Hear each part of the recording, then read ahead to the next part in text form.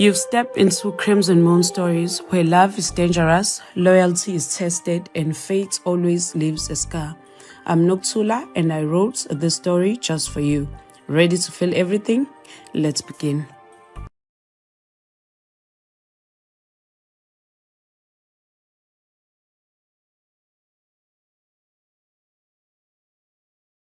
It started like every shift did, with bone-deep heat.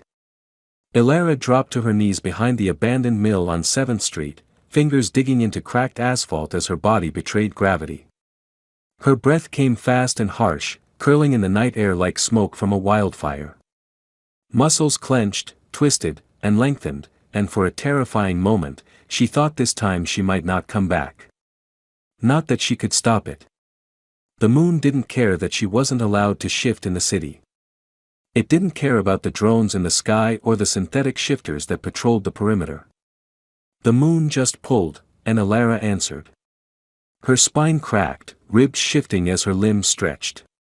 A snarl tore from her throat as fur burst across her arms like ivy in fast forward.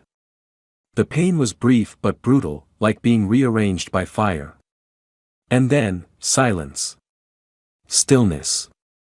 When she opened her eyes, the world was sharper. Smells sliced through the air, mildew, rust, a rat beneath the dumpster. Her ears twitched toward distant sirens. And her paws, her actual, furry paws, stood solid beneath her. Still a wolf. Still natural. She didn't need a serum. No injection.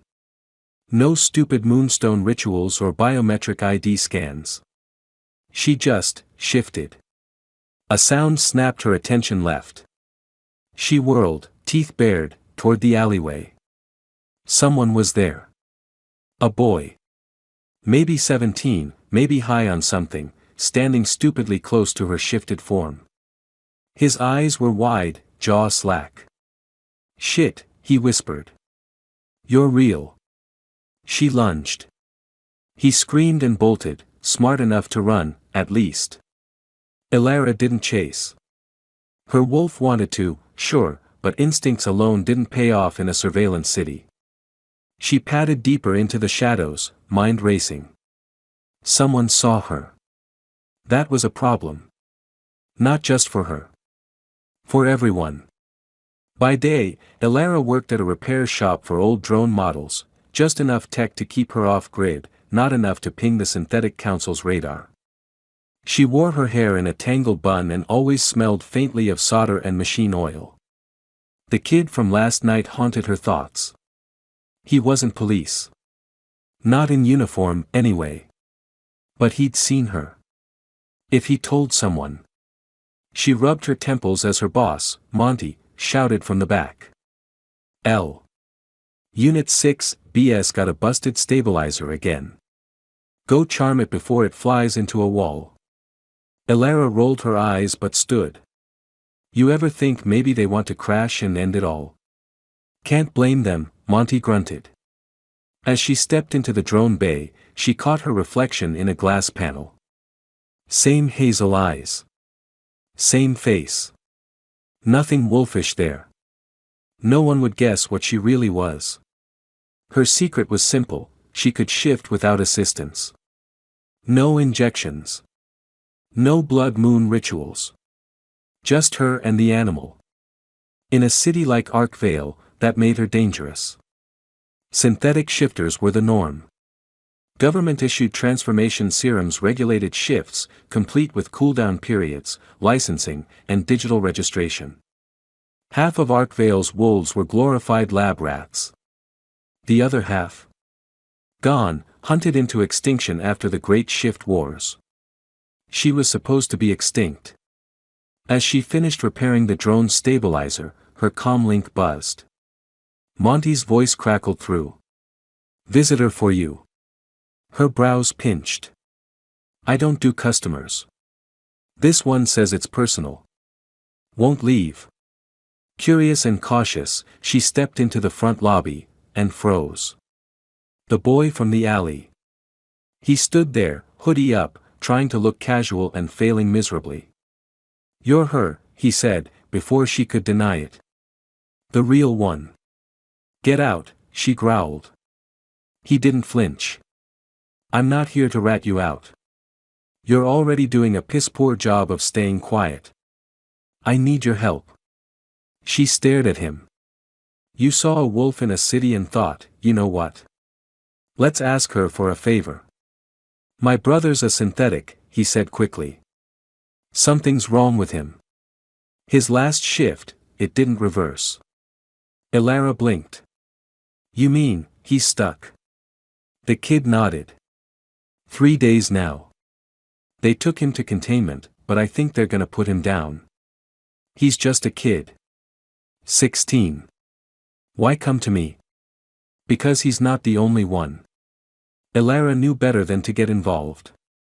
Being the last natural wolf came with one rule: survive. Don't play hero. Don't grow roots. And definitely don't go sniffing around malfunctions. But now, back at home, if her rundown rooftop hideout could be called that, she couldn't stop thinking about the kid's brother. 3 days. Stuck in a half-shifted state. That wasn't just a malfunction. That was synthetic corruption. She turned on the news. It was already there, buried at the end of the broadcast. Authorities have quarantined an incident in Sector 12. Citizens are advised to avoid the area. The council assures full control. Standard cover-up language. She needed more info. Fortunately, she had one person who owed her. She dug out her encrypted comm and dialed. After 3 rings, a smooth voice answered. Elara. That time of year already? Hello to you too, Reeve. I need eyes on Sector 12. Reeve was a rogue coder, a paranoid with a drone addiction and enough blackmail data to blow half the council's faces off. Shifter trouble, he asked. Worse. Synthetic trouble. A pause. Then, I'll send a flycam. But if I get tagged, I'm blaming your pretty fur. Elara hung up and paced. Malfunctions weren't just dangerous, they were contagious. One stuck shifter meant a possible chain reaction. But this wasn't a virus. It was something else. Reeves' cam streamed in 30 minutes later. She watched from her rooftop as the drone panned over Sector 12. The place looked bombed out, claw marks across concrete, scorch marks from pulse weapons. Then it caught something. A wolf. Massive. Glitching, fur phasing like static. Foam at the mouth. Half-human fingers clawing at its own chest like it was trying to unzip itself from the inside. Elara swallowed. That's not a shift. That was a breakdown. She powered down the feed, already regretting watching it. If synthetics were breaking, and someone found out what she was, they'd come for her next. Night again. She hated how much her mind buzzed under moonlight now. Elara stood on the same street from 2 nights ago, hands shoved in her coat pockets. The kid, his name was Milo, had agreed to meet her again. Said he had more information. She didn't wait long. Milo arrived with a data stick and a face full of guilt. I snuck this off one of the council techs at containment, he whispered. My brother's in Facility Grey. They said he's too unstable to rehabilitate. She took the stick and plugged it into her portable decryptor. Data scrolled fast. Her eyes narrowed. Project Regulus, she read aloud. What the hell? Milo looked pale. They're experimenting on synthetics. Trying to force natural shift cycles, without serum. I think your DNA's involved. Elara's blood iced. Impossible. Someone's talking. About you. About a wolf who doesn't need help. They think you're the key. She stepped back. I never signed up for this. They're hunting you, Milo said. They already know you exist. They just don't know your face. Yet. Suddenly, footsteps. Fast. Too heavy to be normal. Ilara grabbed Milo and shoved him into the shadows just as two patrol drones zipped overhead, red searchlights scanning the alley. One of them paused, hovered, and whirred ominously. She held her breath. The drone moved on. Milo exhaled shakily. They know. Then we're out of time. She left the shop without saying goodbye. Monty would get over it. Or not. Ilara didn't have time to care. She packed fast, fake IDs, untraceable creds, thermal cloak, and the emergency serum veil she never used. Milo was waiting by the underpass. You're leaving. You should too. Come with me to Facility Grey. No. His face fell. Why not? Because I need to disappear, and you need to stop thinking I'm a hero. He stared at her for a long second. Then he held out a photo. His brother. 16. In a hospital bed. Half shifted. Human eyes begging for help. Please, Milo said. Ilara swore under her breath. You are so much trouble. That night, they crossed into the Southern District using Reeves' scrambler codes. The city's outer zone was chaos. Drones moved erratically. Shifters growled at shadows. Something deep and rotten was spreading. Facility Grey was a steel tomb in the middle of the wastelands. Guarded. Fortified. But not impenetrable. As they crawled along the drainage pipes beneath it, Ilara whispered, "We're in and out. No heroics. No killing unless they strike first. You always this cheerful on break-ins? I used to be worse." They emerged into a dark sub-basement, and stopped cold. Dozens of containment units lined the walls. And inside, synthetics. Malfunctioning. Glitching. Shifting in broken loops. Some dead. Some worse than dead. And at the end of the row. Milo gasped. Rafe. His brother twitched inside a tank, face frozen mid-shift, pupils glowing white-blue. Ilara's pulse spiked. This wasn't a sickness. It was a program. And someone was using synthetic wolves to find her by force. Rafe didn't respond. Ilara knelt by the containment tank, eyes narrowing. The boy's shift wasn't just stuck, it was looping. His body twitched every 30 seconds, bones realigning and reversing, like something was rebooting him on a timer. She glanced at the control panel beside the tank. They've coded him into a permanent feedback loop. Milo's hands trembled. Can we stop it? Not from here, she muttered. We'd need to bypass the central node controlling all tanks. She pointed to the blinking network uplink above them. If I cut that feed, the loop breaks. But it'll trigger an alert. How bad an alert? Drones. Probably armed. Definitely not friendly. I don't care, Milo said. We're not leaving him. She studied the boy. He wasn't just desperate, he was family. And Ilara remembered, in a way she hated, what that kind of loyalty felt like. Fine, she said. You watch the hallway.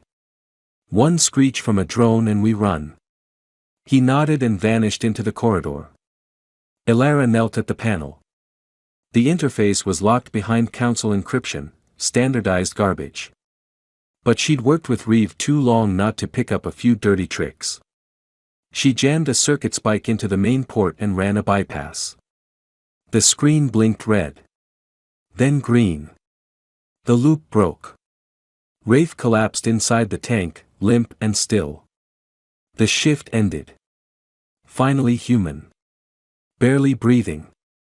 He's okay, she called out. I've got him. Milo returned just in time for the klaxon to sound. Time to go. Ilara snapped. They hauled Rafe's body between them. Ilara kept her eyes on the vents above, drones would enter from the ceilings first. Sure enough, metallic arms dropped with a hydraulic hiss. Red lights scanned the room. Unauthorized shift interference detected. Surrender for processing. No thanks, Elara growled. She dropped Rafe, shoved Milo toward the exit, and shifted. Bones cracked. Fur ripped across her skin. She leapt upward, jaws snapping around the first drone midair. The machine sparked, flailed, and crunched in her mouth. The second shot a bolt of electricity. It grazed her flank, but she powered through, slammed it into the wall with her shoulder. Go, she barked, literally. Milo dragged his brother up the ladder and out of the facility. Elara shifted back mid-sprint, covered in grime and blood, and climbed after them, lungs burning. They emerged in the open night, sirens wailing behind them. Milo clutched his brother. Thank you. Elara wiped her mouth. Don't thank me yet. We just made every council watch list in the city. 3 hours later, in the heart of Arkvale's administrative tower, the council convened. 12 holograms flickered in a circle, each representing a different city official. They were faceless, just sigils and modulated voices. At the head stood one physical figure, Chancellor Morin, flesh and blood, spine straight, smile sharp. Unlike the rest, he didn't hide behind illusion. The natural one is real, Morin said, tossing a shattered drone casing onto the conference table. She shifted on sight. No serum. No tech. A female voice from the holograms crackled. You're certain it was her? The drone's memory confirms it. And she interfered with Project Regulus. The room darkened. Project Regulus was classified even within council circles. A prototype initiative meant to merge synthetic efficiency with natural shift control. The perfect soldier. Another voice spoke. Male. Arrogant. So the experiment's broken? Not broken, Morin said. Incomplete. But we can still use her. Silence. Then, how? Natural shifters were wiped out. Or so we thought. If she survived, her DNA is the missing ingredient.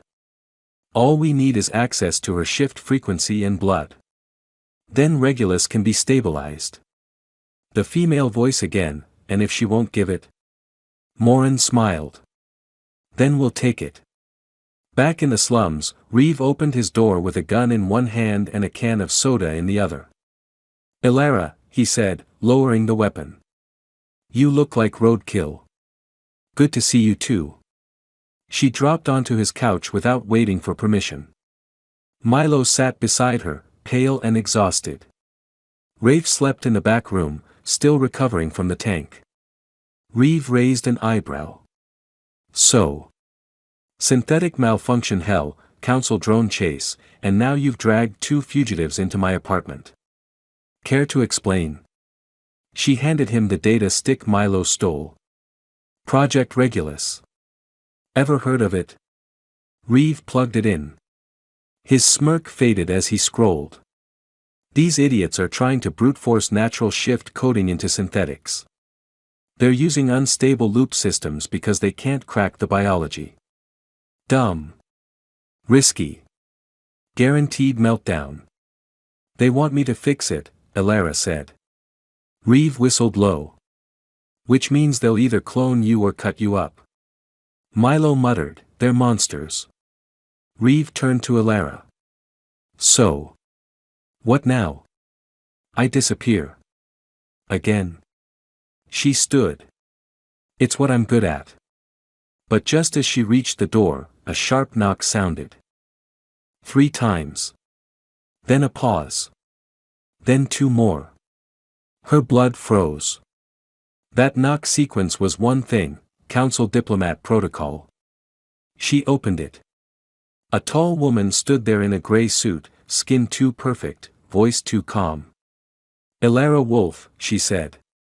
You've been invited to speak with Chancellor Morin. Elara crossed her arms. Not interested. He'd like to offer you a deal. Go home. The woman didn't flinch.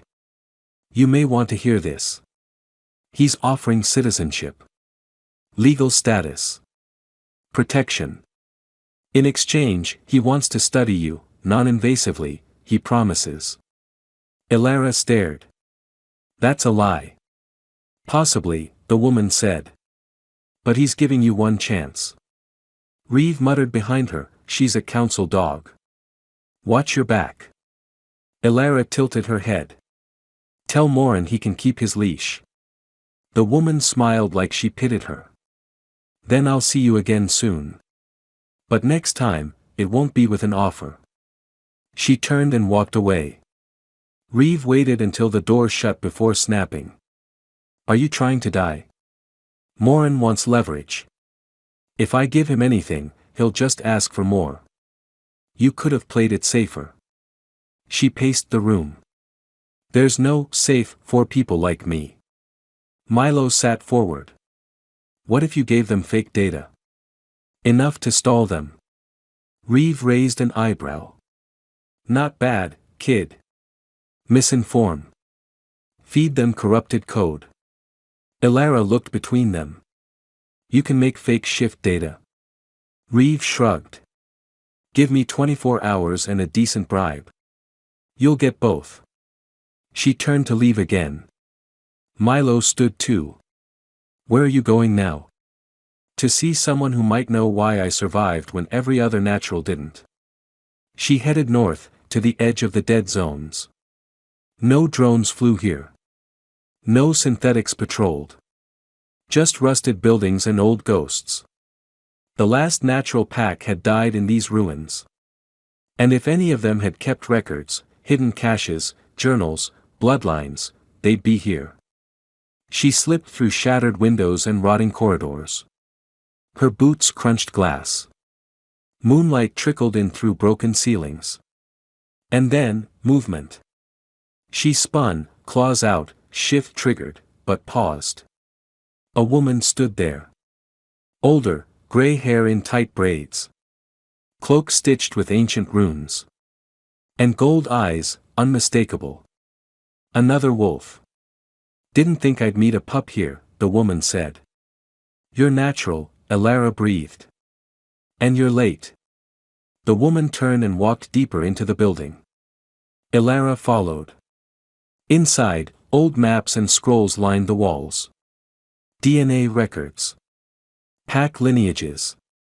This place is the Moon Vault, the woman said. What's left of it? And I'm Enie's. Last alpha of the White Fang. Elara's hands shook. I thought you were dead. I was. Almost. But we don't die easy. Enie's poured tea like they were catching up over lunch. So, she said.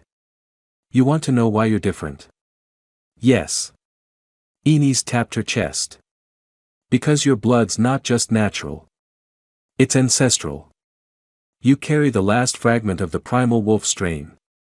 The council tried to erase it. Failed. Elara whispered, what does that mean for me? Enie's eyes glowed. It means you're not just a wolf.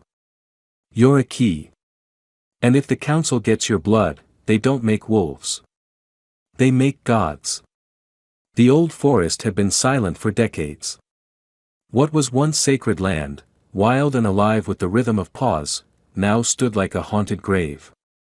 Trees choked in ash, and the air buzzed with something artificial. Elara moved cautiously, flanked by Enie's on her right and two half-shifted sentries on her left, their eyes glowing dimly in the mist. This forest was our haven, Enie said quietly. Before the synthetics.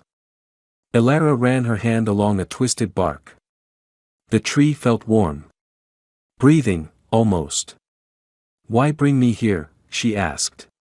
Because the vault only held history, Enie's replied.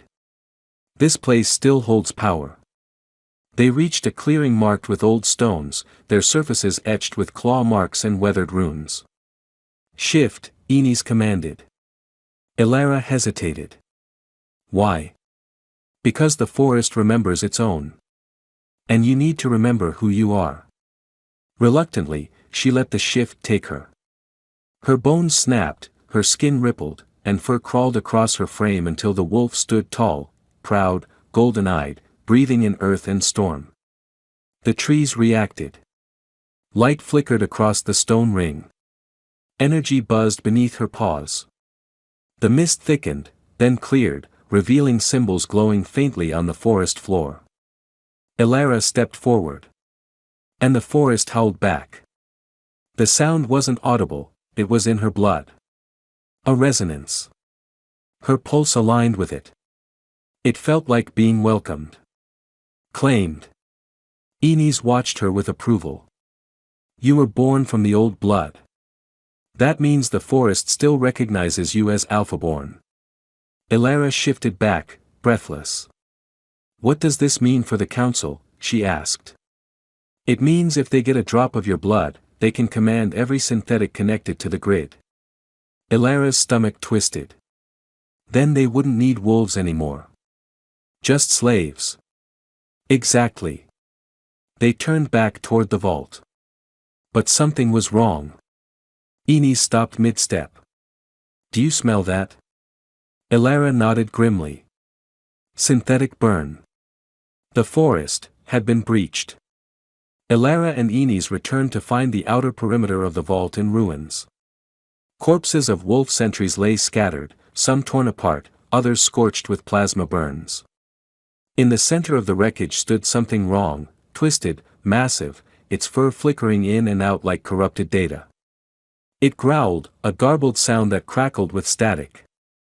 Regulus test subject, Inez muttered. But, worse.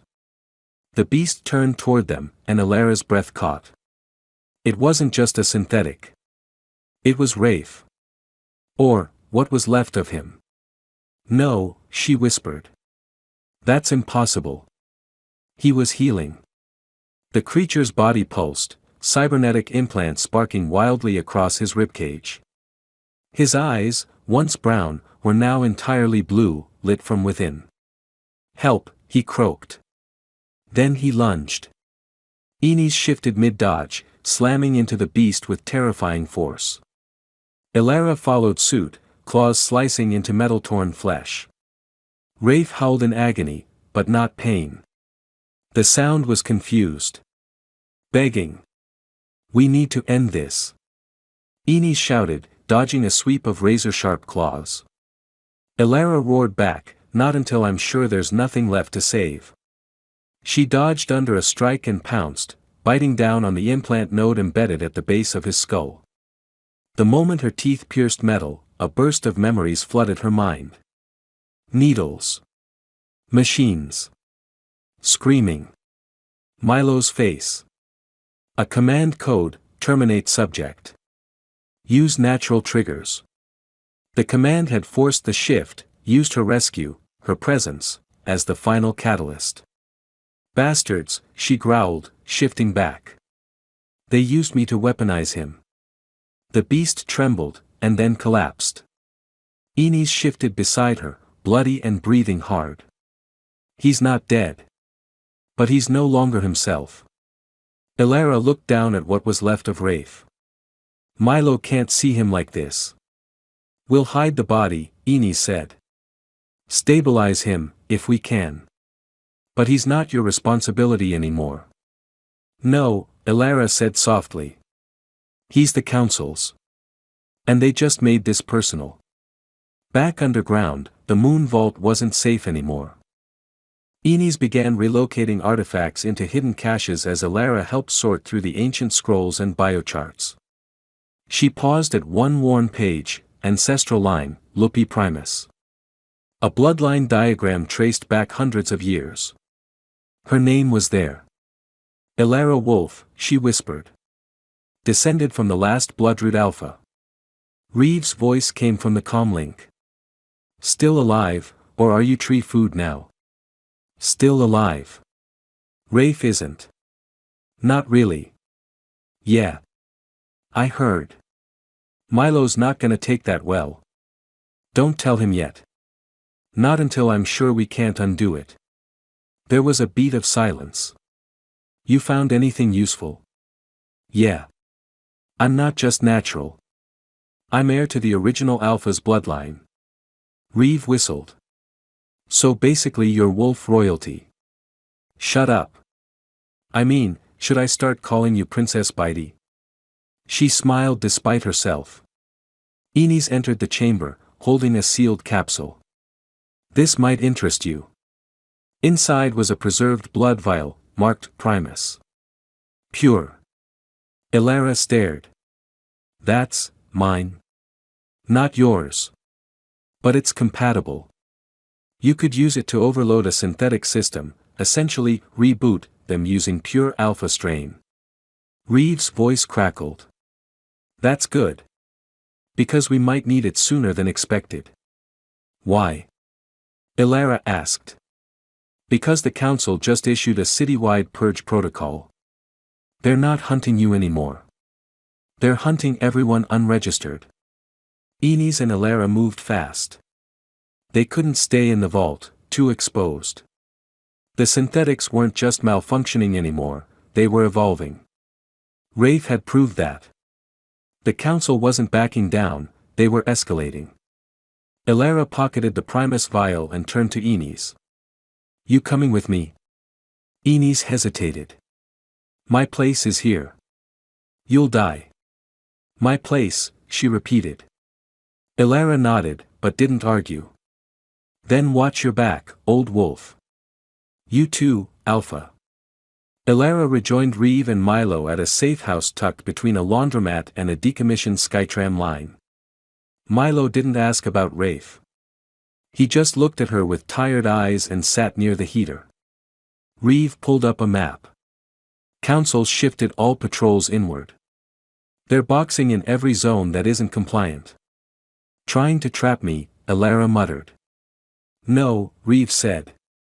Trying to control the collapse. Too many malfunctions happening at once. Regulus is backfiring. They're losing control. Good, she said. Let them.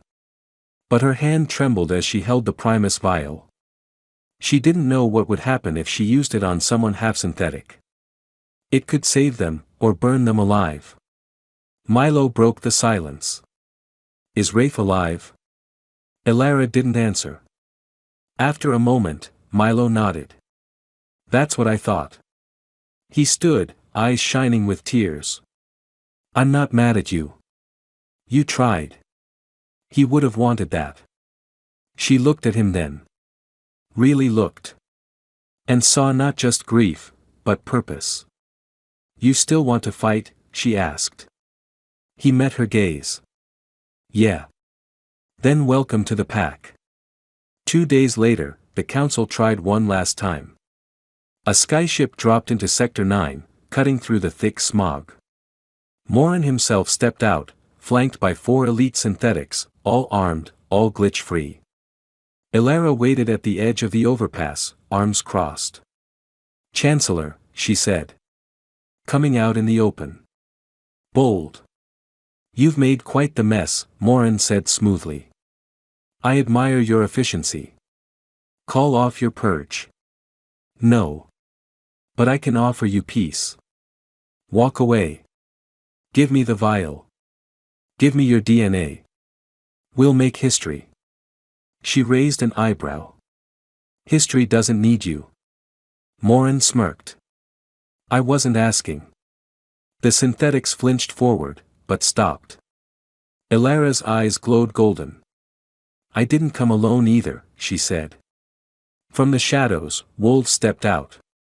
Natural, half-naturals, rogue synthetics who had broken the loop.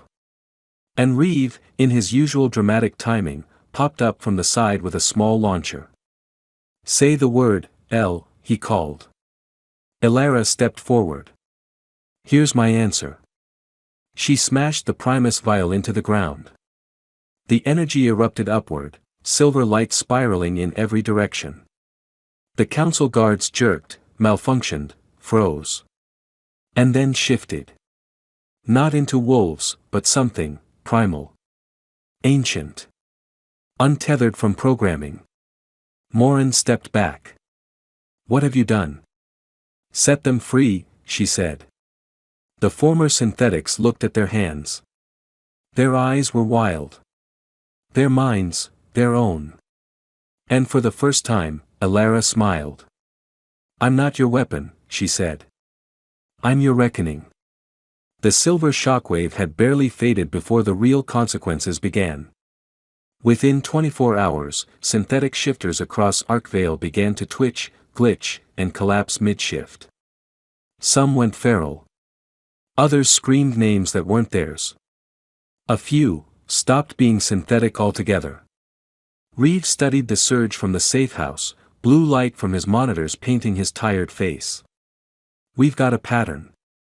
Elara stood behind him, arms crossed, watching Milo sleep nearby. He hadn't said much since the vile detonation. Too much change. Too many ghosts. What kind of pattern? She asked. The ones hit by the blast? They're stabilizing. Slowly. But the others, synthetics tied into the network but not present, they're getting scrambled. Same implant signature. Something's echoing. Echoing. Elara repeated.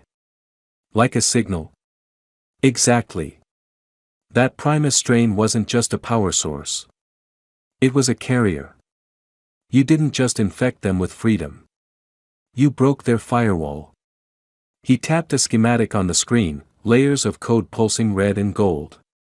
Their shift programming. It's failing. Systematically. This isn't a virus. It's a reboot. Milo stirred on the couch. Is that bad? Reeve sighed. Depends. Some are reverting to basic instincts. Others are rebuilding their identities. But the council's calling it a virus, and blaming you. Elara's jaw clenched. Of course they are. They're calling it the Alpha virus. Catchy, huh? Milo sat up. If it's spreading through the network, then it'll hit all synthetics. Eventually, Reeve nodded. Especially the military ones. That quieted the room. Elara looked toward the window, out over a city beginning to crack beneath its own weight. Then we don't have much time. They didn't see the assassin until it was almost too late. Night had fallen again, thick, hot, and tense.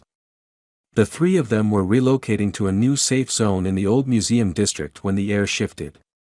Elara smelled her first. She spun on instinct. Run! The wall exploded inward before Reeve could finish swearing. Out of the dust stepped a figure, tall, cloaked in dark armor with a half-metal face and one glowing red eye. A prototype. Fast. Controlled. Unaffected by the Alpha virus. It didn't speak. Just moved. Elara tackled Milo out of the way as a plasma blade carved through the air where his head had been. Reeve fired off a shock pulse that barely phased the thing. This one's not on the network. Then it's a relic, Elara hissed. An independent model. Probably pre-war. The assassin lunged again, this time directly for Elara. She shifted mid-jump, claws meeting metal. Sparks flew. The two of them crashed through a rusted car, denting the hood. Elara. Milo shouted. I've got it. She didn't. Not really. This one fought like a ghost, too fast, too quiet. Her claws barely left scratches. It moved with purpose. Calculated. Almost personal. The blade came again, and Elara ducked low, biting into the assassin's shoulder. Metal cracked, but not enough. Then it spoke. You are the source. Its voice was synthetic. Genderless. Empty. You will be extracted. Not today, she growled. Reeve threw a sonic grenade from behind. The pulse dropped the assassin long enough for Elara to grab Milo and bolt. They ran, ducking through alleys, over fences, through collapsing Skytram stations. The assassin didn't follow. It didn't need to. Because now it knew exactly what she smelled like. They regrouped with Enes on the outskirts of the southern ruins, once called Draymore, now a decaying skeleton of pre-shift civilization. Elara staggered into the old metro tunnel and dropped onto a crate, panting. We need a new plan. Enes poured her a flask of riverberry liquor and handed it over. You've got death behind you and madness ahead. Sounds like your usual pace. Reeve slapped dust from his jacket. I've traced the assassin. Old Regulus prototype. Built before the council got fancy. It doesn't glitch because it doesn't link. Pure AI-driven directive. One mission. Eliminate me, Elara said. Enes nodded grimly. Then we need an army. We don't have one, Milo said softly. No, Elara agreed. But we know where one is dying. Everyone stared at her. Arkvale isn't the only city with synthetics, she continued. There's another sector, Northwall. They stopped updating their shift systems years ago. They're barely functioning. But if we can deliver a stabilized version of the alpha virus. Reeve's eyes lit up. You want to recruit a malfunctioning district? I want to save them, she said. And then give them a reason to stand with us. Enes grinned. You're starting to sound like a real alpha. They left that night. The ruins of Northwall were darker than Arkvale. No drones. No lights. Just quiet. But the moment they crossed the sector line, eyes blinked open in the dark. And the wolves came. The Northwall shifters weren't like the ones Elara had met. They didn't speak much. They didn't shift often. Their bodies were broken, twisted by years of failed upgrades and forgotten protocols. Half machine, half beast, all pain. But they still remembered what it meant to follow a voice that felt true. The leader of the Northwall pack was a synthetic named Garen, 8 feet tall, mostly metal, but with a human soul buried beneath. His face bore claw scars he hadn't earned in battle, but in isolation. He greeted Elara with one word, Alpha. No, she said honestly. Not yours. But maybe your equal. That earned a grin. She sat with Garen by a fire, real wood, rare and dangerous, and showed him the schematics of the virus. Not a virus, he said. A liberation. Then let me give it to you. He paused. You risk being hunted. Just to free strangers. They'll come for me anyway. I'd rather be hunted with a pack than alone. Garen nodded. The next day, Reeve ran the sequence. A modified pulse, isolated from the destructive feedback loop, designed to ignite the primal core without collapsing the synthetic matrix. The result was slow. But stunning. One by one, the broken shifters straightened. Looked around. Blinked. I remember, one whispered. My name. I remember. And suddenly, Elara didn't just have an army. She had a cause. They returned to Arkvale with 50 shifters behind them, reclaimed synthetics, reborn wolves. But the streets were different now. Patrols gone. Civilians vanished. The city had entered lockdown. Reeve confirmed it with a scan. They've pulled back. Waiting. Consolidating. This is pre-strike behavior. Enes nodded. They're building something. Elara stepped forward. Then we strike first. Milo stepped beside her. Wait. Everyone turned. I've been reading Reeve's files. The alpha virus, it isn't just a cure. It's rewriting us. Making us something new. What if it goes wrong? Elara's eyes locked on his. I thought the same, she admitted. Every second. Milo looked down. I don't want to lose myself. You won't, she promised. And then she turned to Reeve. But he's not wrong. We're not just curing something broken. We're evolving. And evolution hurts. The night before their strike, Elara stood alone on a rooftop, watching the moon rise. Enes joined her. Still afraid? Yes, Elara said. But now I have something worth protecting. And what's that? She looked down at the city.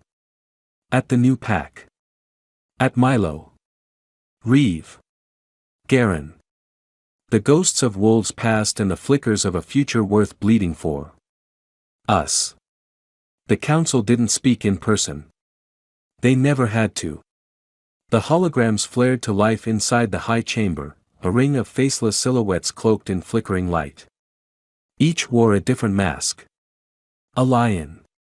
A falcon. A wolf. Unit Regulus failed, the lion declared. Elara Grey remains active. She has recruited rogue synthetics, the falcon said. 47 units, previously marked defective. Now stabilized. She is the virus, the wolf added, voice low and mechanical. And like all viruses, she must be purged. A technician below the dais cleared his throat. We have tracked their movement to Sector 12. If we initiate the lockdown grid, we can isolate. You will not isolate, the lion cut in. The falcon leaned forward, static distorting the projection. You will invite them. Sir. Release the message, the wolf ordered. Offer amnesty to all synthetics who surrender Elara Grey. Let them come willingly. Then, detonate the failsafe. The technician paled. But that would kill thousands. They're not people, the lion said flatly. They're property. The feed went dark. Below, the technician tapped the console with shaking fingers and whispered, God forgive me. The message hit Arkvale at dawn. Every screen lit up. Every drone stopped mid-flight. Even the city's sky shimmered with the council's voice. This is a message to all enhanced citizens, the lion's voice boomed. Surrender Elara Grey, and your enhancements will be stabilized. Resist, and face deletion. It ended with an image of Elara, her face tagged as Biohazard Level 6. At the safe house, Milo watched in stunned silence. They're offering to save everyone, he said quietly. If they get you. Classic bait and burn, Reeve muttered, arms crossed. They'll detonate the failsafe the moment the crowd shows up. It's genocide dressed as mercy. Garen growled. Let me go. I'll tear down their tower myself. No, Elara said. We don't move yet. We wait. Inez tilted her head. For what? Elara looked at the screen again, at her own image painted as a monster. For someone to betray me. They made camp beneath an abandoned train terminal, crumbling walls, overgrown vines, broken vending machines that hadn't seen use in years. The tension was thicker than the dust. Milo sat beside a small fire, sharpening a blade Reeve had built for him. One that could pierce synth armor. He didn't look up when Garen approached. You think she's wrong, Garen said. Milo shrugged. I think she's scared. She should be. Milo glanced up. You're not exactly comforting. Garen leaned against the wall. You've seen it too. The virus, it's changing us. We're stronger. Sharper. But something's shifting deeper. Dreams. Memories I never had. I woke up last night thinking I'd lost a child I never fathered. Milo stared. And you? Garen asked. What do you see? Milo hesitated. My mother's voice. But I don't remember her ever singing. They sat in silence. Later that night, someone slipped out of camp. Quiet footsteps. No scent trail. Only Reeve noticed. He didn't say anything. Not yet. Elara stared down at the map spread across the table, tracing the grid where the council's false sanctuary had been set up. They're using the stadium, she said. Central, high ground, layered exits. Perfect for slaughter. Reeve entered the room. His expression was unreadable. Elara, he said, we've got a problem. He tapped the screen. Surveillance footage. One of their own, Risa, a quiet synthetic with gold eyes and a torn scarf, was slipping through a side alley, her movement too precise to be aimless. She sent a signal last night, Reeve continued. Encrypted, shortwave. Council frequency. Ilara's stomach turned. You sure? I built the damn tracker. Milo stepped forward. She's scared. She's also armed, Enes cut in.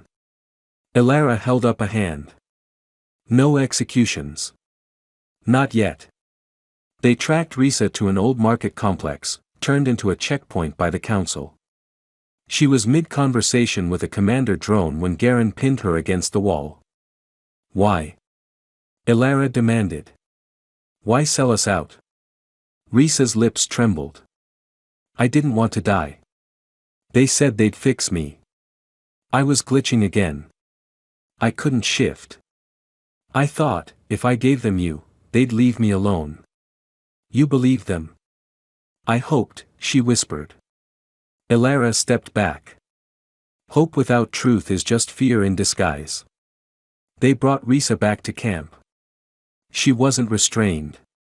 But no one sat beside her that night. The air before the final strike felt heavier than usual. Reeve distributed EMP disruptors and jammers. Garen mapped the assault angles. Milo practiced his shifts, flawless now, but each transformation left him quieter, distant. You good? Ilara asked him as they crouched on the ridge above the stadium. Milo nodded. I'm scared. Same, she said with a crooked smile. Inside the stadium, thousands of synthetics were gathered. Most had no idea they'd been lured into a trap. Then, at the top tower of the stadium, a red beacon lit up. The failsafe. The time bomb. Reeve looked to Ilara. If we wait another minute, it'll trigger. We move now. No, she said. We send me in first. Everyone froze. I walk in alone, she continued. They expect betrayal. Let them see one person. One threat. You follow once I'm in position. That's suicide, Enes said. Maybe, Ilara replied. But I'm the virus, right? Might as well infect the heart. She walked in slowly, every eye turning toward her. Some recognized her. Others didn't know what to think. The council's drones moved in. Ilara Gray, one said. You are under arrest. She smiled. You should have brought more toys. And then she shifted. In front of the entire crowd. Not a synthetic shift. Not a delayed one. A natural, fluid, bone-breaking shift that screamed of nature, not code. The crowd gasped. Some shifted too, but differently. Late. Choppy. Synthetic. But they followed. Reeve triggered the pulse from outside. Garen's forces stormed in. Milo moved like shadow and flame. The failsafe never went off. Because Reeve had already hacked it. The battle didn't last long. Too many had already chosen their side. Too many had already seen the truth. The battle was over, but the aftermath was louder. Bodies lay scattered across the stadium floor, synthetic and natural, side by side. Some blinked in disbelief at their survival. Others wept. The scent of blood clung to the air like burnt circuitry. Ilara sat on the edge of a toppled column, her arms slick with blood, none of it hers. She hadn't shifted back yet. Her fur bristled, glowing faintly under the broken stadium lights. Milo approached carefully. They're chanting your name out there. You're officially a myth. She growled lowly. They shouldn't. I'm not their savior. No, Reeve said, walking up behind him, bruised and smeared with oil, but you're what's keeping them from falling apart. Ilara finally shifted back, bones cracking in reverse. She hissed and dropped to one knee. Milo caught her. They still think you're immortal, he muttered. Might wanna stop collapsing in public. I just tore a drone apart with my teeth, she muttered. I earned a nap. From across the ruined field, Garen dragged the last active drone commander by the neck. This one didn't shut down with the failsafe. The drone twitched violently. Its eye glowed red. Then it spoke, clearly not of its own programming. If the virus cannot be extracted, it must be destroyed. The voice wasn't robotic. It was the wolf. The council. And they were still watching. The council didn't speak in riddles anymore. After the stadium debacle, they launched what they called the Phoenix Directive, a full-spectrum purge of all autonomous synthetics. It was genocide, plain and simple. They stopped sending invitations. They started sending war machines. Arkvale burned. And in the middle of that smoke-choked chaos, Ilara's group struggled to hold together. We can't fight a war on every street, Ines said, slamming her hand against the command table in their new underground bunker. They've deployed aerial mechs. You saw what they did to the Silver Tower. Garen snarled. Then we take the fight to their command hub. No more reacting. No more waiting. Reeve leaned over a blue-lit map. We don't even know where their control node is. Council locations rotate weekly. Only a Phoenix tier technician could give us that data. Well, Milo said from the doorway, a little too smug, good news. I've got a friend. They all turned. Her name's Larka. And she's not exactly a friend, he clarified. More like, someone who owes me a favor after I talked her out of blowing herself up with a neural overload chip last year. She's council? Ilara asked. Was, Milo said. Until she discovered they were trying to reboot her conscience. Larka was tall, elegant, and so pale she looked almost translucent under the warehouse lights. Her eyes were full synthetic, clear silver lenses that flicked with data. But her voice? Smooth. Human. Almost kind. Ilara Gray, she said, offering her hand like she didn't have 20 hidden weapons on her. I expected someone taller. Ilara took it.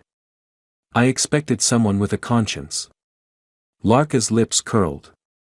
It's growing back. Over tea, of all things, they got to business. I know where they're keeping the council's control node, Larka said. It's not in Arkvale. It's mobile. A command cruiser cloaked in the stratosphere. They move every 72 hours. The council doesn't live on the planet anymore. They run it like a simulation. And how do we reach them? Reeve asked.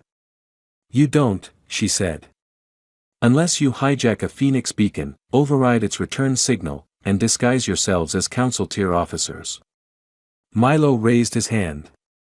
That sounds like exactly the kind of suicidal plan I'd volunteer for. We'll all go, Ilara said. We hit their cruiser, we end this. Larka tilted her head. You're not what I expected. People keep saying that, Ilara muttered. Hijacking the beacon was the easy part. Getting into the stratosphere cruiser. That was a nightmare stitched together from paranoia and genius-level engineering. They wore stolen uniforms. Larka adjusted their internal coding with Reeve's help to spoof council identities. Ilara's was glitchy. Milo's worked too well. You look like an overpaid accountant, Ilara told him. Perfect disguise, he replied. Nobody suspects the spreadsheets. Inside the cruiser, everything was white steel and eerie silence. No guards. No footsteps. Just the hum of a machine too smart for its own creators. Reeve hacked them into the core systems. We've got 5 minutes before the AI flags us. They reached the command chamber, 6 chairs, empty, but each broadcasting holograms of the lion, the falcon, and the wolf. You should not have come here, the lion said. Cute, Ilara said. You should have killed me when you had the chance. You are not natural, the falcon said. You are not evolution. You are error. The wolf's mask leaned forward. And you are obsolete. Elara stepped into the circle. No, she said. I'm the update. She shifted mid-step, full wolf, full rage, and launched at the console.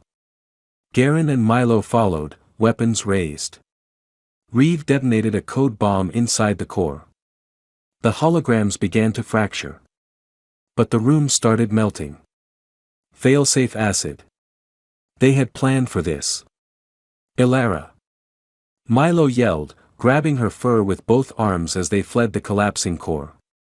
They made it to the shuttle just as the cruiser began to fall from orbit. None of them spoke during the descent. But they all saw what Elara had become. Her fur shimmered gold. Her eyes, no longer entirely human. The moon had always been Elara's anchor. But now, it felt like her engine. She stood atop the ruins of the old dome, Arkvale a smoking silhouette behind her. Garen and Reeve were running communications. Inez had gone to check on the rogue outposts. Milo sat beside her, tossing a pebble off the edge of the building every few seconds. You're glowing again, he said quietly. I know. You've been doing that since the cruiser. You okay? No, she admitted. She closed her eyes. Her blood didn't feel like blood anymore, it was singing.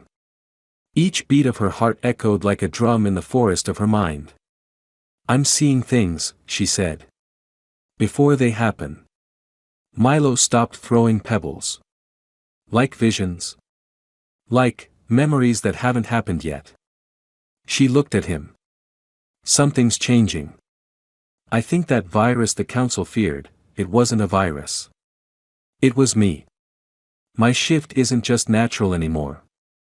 It's ancestral. Something old. Something wild. Milo hesitated. Are you scared? I'm always scared, she said. But now I'm not running from it. She turned toward the moon. And for the first time in her life, it bowed back. The moon didn't just bow back. It echoed. That night, wolves across the continent howled, feral, synthetic, and forgotten. Those who hadn't shifted in years felt bones stir. Sleeper synthetics collapsed mid-function, twitching as instincts surged where circuits once ruled. Elara stood in the war room beneath Arkvale, staring at reports piling across the screens. This one tried to shift and went into cardiac arrest, Inez said, tossing down a data pad. This one did shift, but partially. Bones didn't realign. He's in a coma. More like evolution crash testing a patch, Milo muttered from the back. Reeve looked at Elara. You did something up there. That cruiser, whatever you pulled from the council's core, it's waking something. Wolves are changing, Larka said, stepping forward. I've been scanning signals from surviving synthetics. Their biofields are syncing with yours. Like a virus, Elara murmured. Or a cure, Garen said.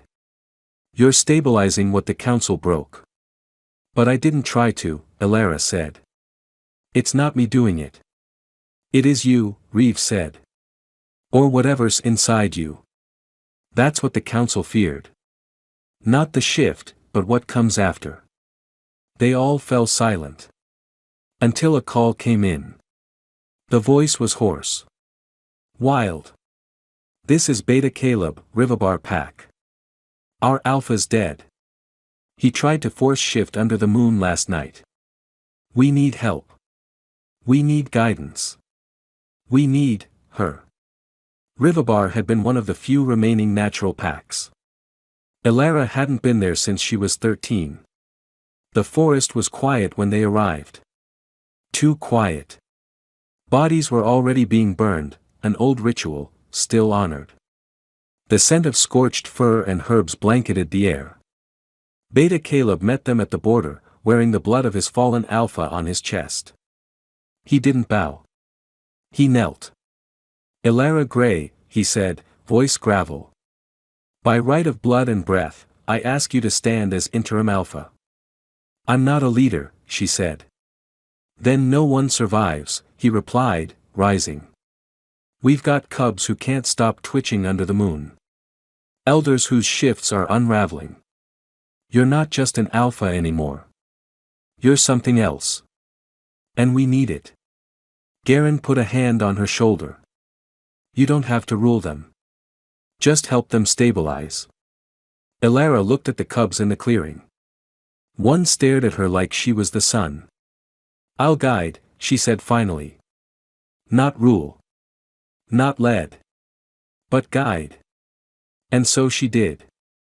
That night, she stood in the center of Rivabar's sacred glade, chanting the oldest words in their tongue.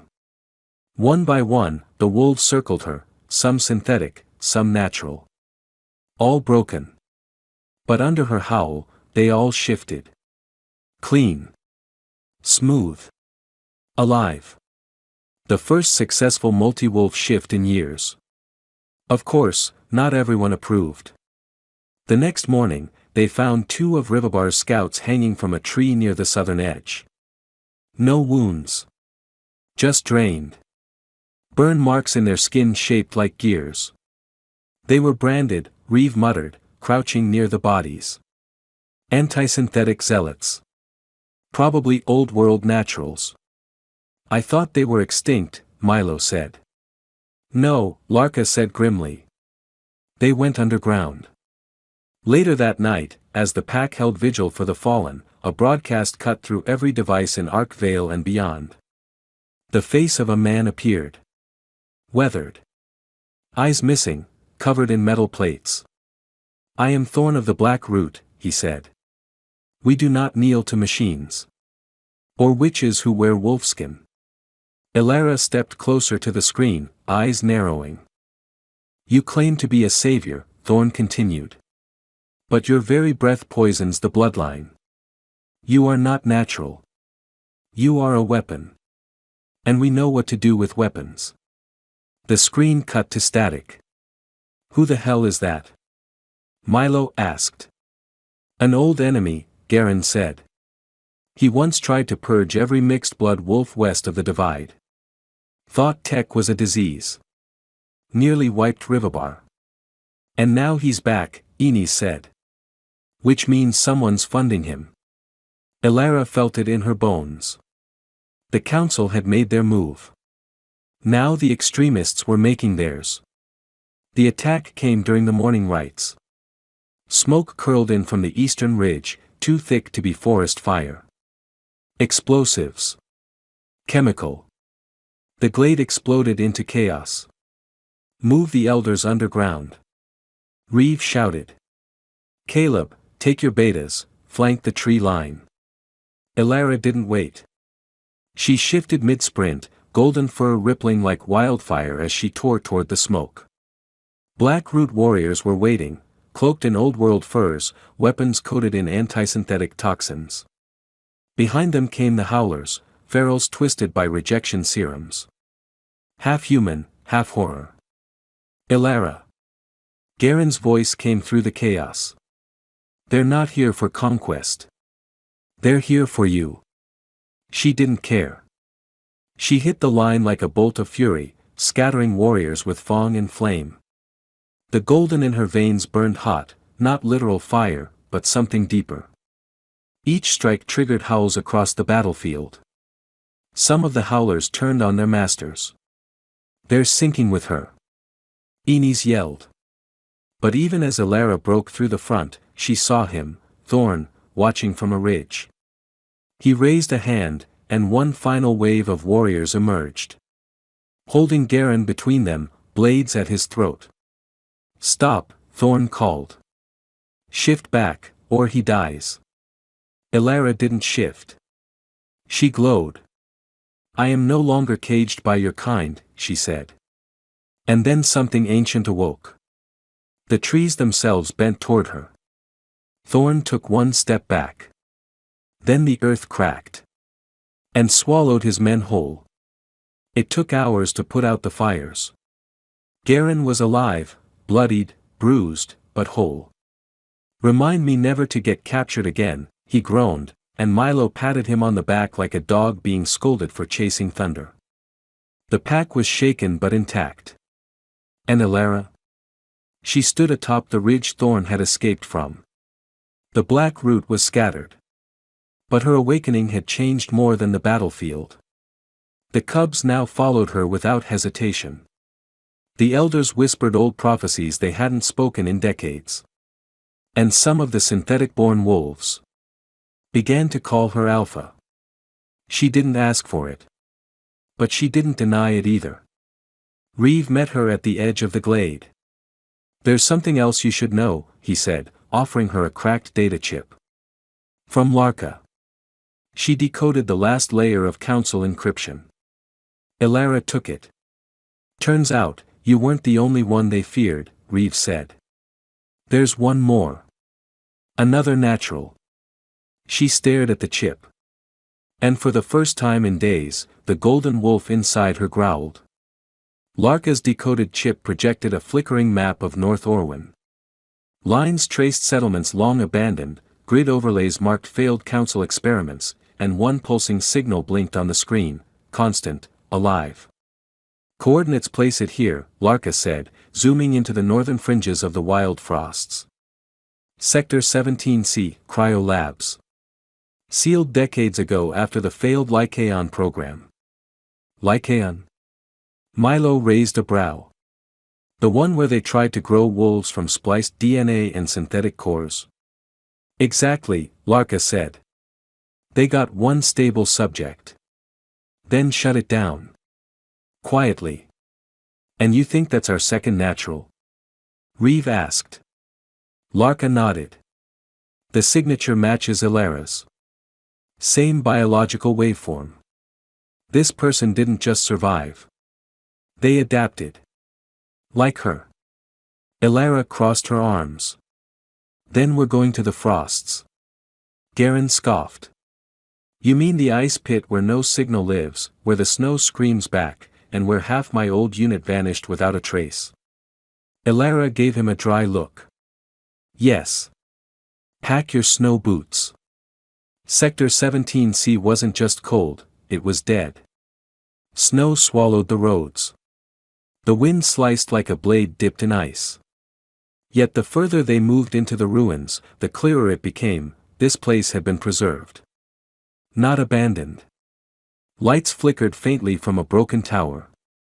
"Cryogenerators still running?" Reeve asked, stunned. "More like rerouted." "Someone's keeping this place alive," Larka muttered, running diagnostics. They entered through the loading bay. Rusted gurneys lay abandoned. Thick claw marks gouged into the walls. "Not animal." "Shifted." A voice echoed from deeper in the facility. "Metallic. Hollow. Identify yourselves." Garen raised his hands. "Friendly naturals. Mostly. We come to find the one who breathes frost," Elara called. A moment passed. Then steam hissed from the floor. A door opened. And a figure stepped out. He was tall. Pale. Eyes white as snowblindness. And unlike any other shifter, he radiated not warmth, but chill. "I am Fun," he said. Elara tilted her head. "You're natural. I was before they made me something else." Fun's story was a lesson in horror. Taken as a child. Spliced with old wolf DNA. Injected with the prototype for synthetic shifting.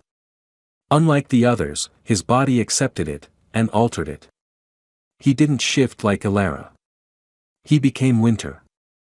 "They tried to bind me with collars," he said. "Tried to teach me to obey. But you can't chain a season. So you've just stayed here?" Reeve asked, frowning. "Where would I go? The world outside fears monsters. Here, I am peace." Elara stepped closer. "You're not a monster. You're the only one left like me. The world is changing, Fun. The packs need us." "Need?" Fun laughed coldly. "They will fear you too, once they understand what we are." Garen scowled. "Great. Another brooding apocalypse wolf. Elara ignored him. You know what I'm talking about. The changes.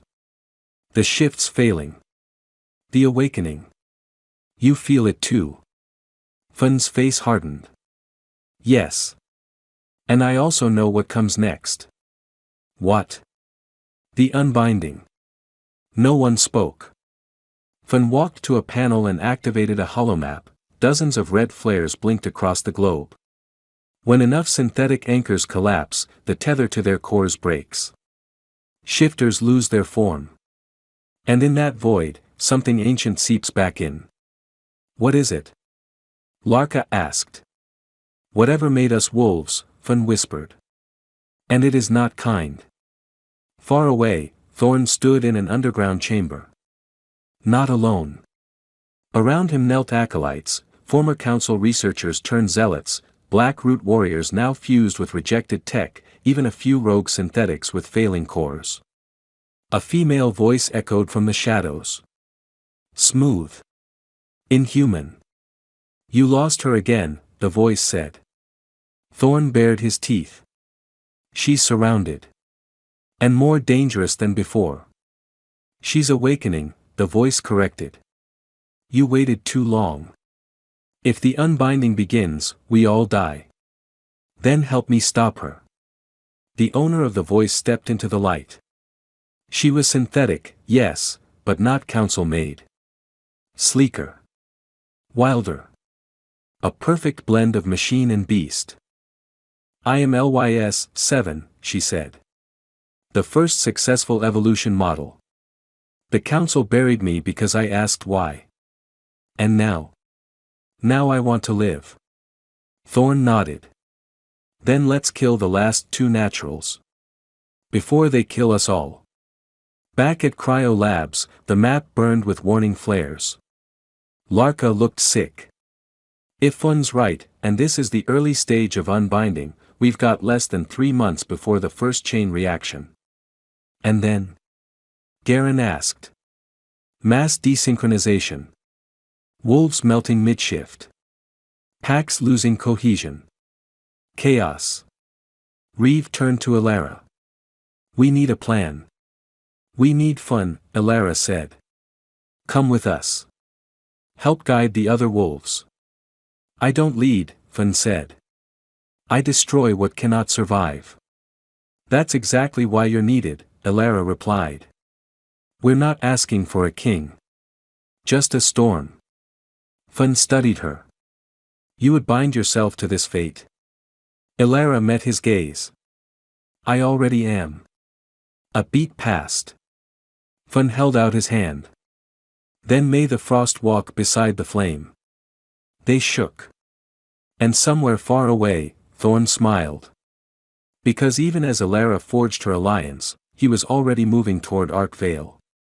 And this time, he wouldn't come with warriors. He'd come with wolves. Ones who still remembered her name. And hated it. Arkvale was no longer safe. Not for anyone. The shifts were failing faster. Reports came in daily, wolves losing control mid-transformation, bones cracking at unnatural angles, screams echoing in cities and woods alike. Entire packs had gone dark. Inside Haven Central Hall, the Pack Council had convened. All major factions were represented. Luna Guards. Rogue Elders. Even representatives from splintered synthetic colonies who had once denied Elara's existence. Now, they all listened. Elara stood at the center. This isn't about dominance. This isn't about legacy, she said. This is about survival. If we don't stabilize the core grid, we will all unravel. Murmurs filled the room. What of the second natural? Someone asked. Fun, silent at her side, stepped forward. I am not your savior, he said coldly. But I know what must be done. He placed a data pad on the table. The tether lies beneath Arkvale. The council knew. They built their labs on top of it.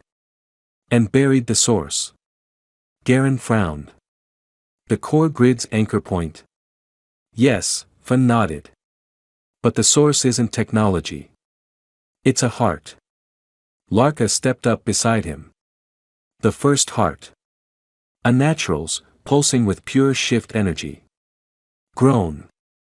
Not born. Still alive. Reeve paled.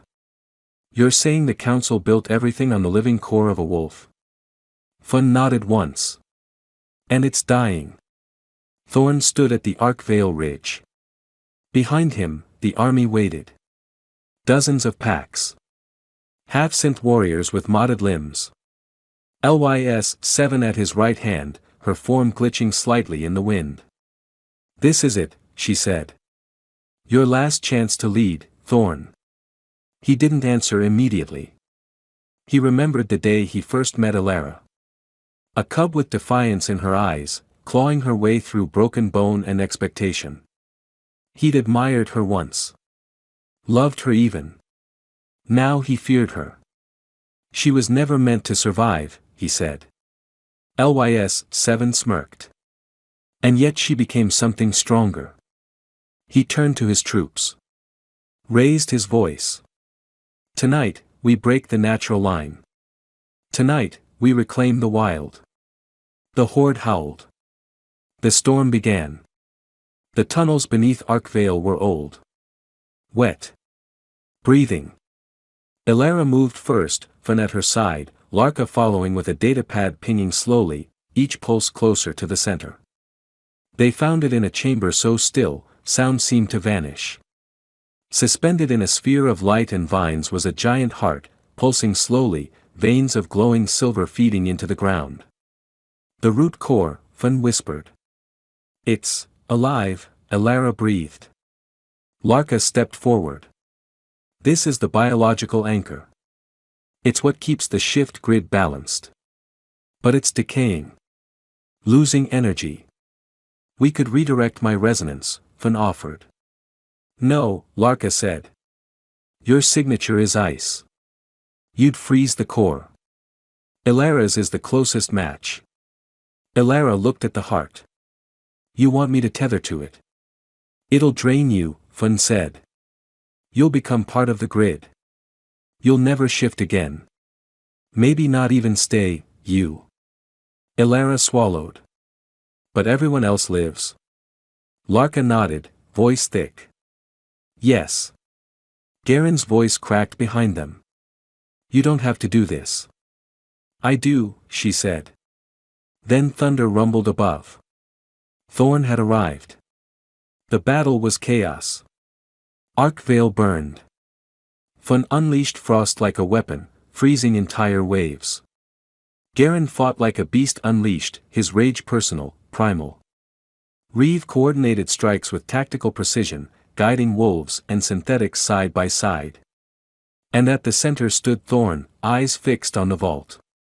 He reached it. Elara waited inside. So it ends like this, he said, stepping into the chamber.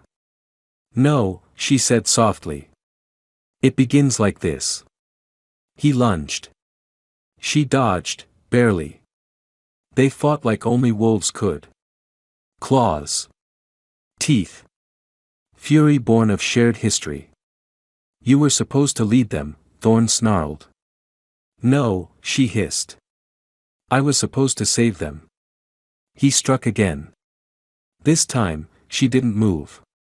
Instead, she shifted, fully, one last time. Her fur shimmered gold. Her form radiated stability, not chaos. The room hummed as the heart responded. Thorn hesitated. Even now, you shine, he whispered. She leapt, and drove her claws into his chest. His breath hitched. Goodbye, Thorn. When he fell, Lys-7 ran, but Garen stopped her with a blast round to the leg. Go offline, bitch, he muttered. The chamber fell silent. Elara stood before the heart. And placed her hand on it. The energy took her instantly. It coursed through her veins, searing hot. Memories flickered, her childhood, her mother's voice, Thorn's training, every hunt, every loss, every packmate. She felt her body unravel and rebuild, cell by cell, until she was no longer wolf, no longer woman, but essence. Fun knelt. Garen cried. Larka whispered her name. Then it stopped. The heart pulsed once, strong. The ground stilled. Across the world, wolves howled in unison. No more glitches. No more failed shifts. Stability. Peace. 1 week later. A memorial stone stood at the heart chamber. Ilara Grey. The last natural wolf. She tethered us to ourselves. Garen took over Arkvale's pack. Reeve became ambassador to the synthetics. Fun returned to the frost, watching, guarding. Larka rewrote the Shift Codex, her name etched into the new era of harmony. And in every howl, every moonlit transformation, they remembered the girl who was born wild, and died the same. Or so they thought. Because deep in the cryo woods, under a silver moon, a lone wolf stirred. Golden fur. Familiar eyes. She ran. And somewhere inside, something pulsed. Still alive.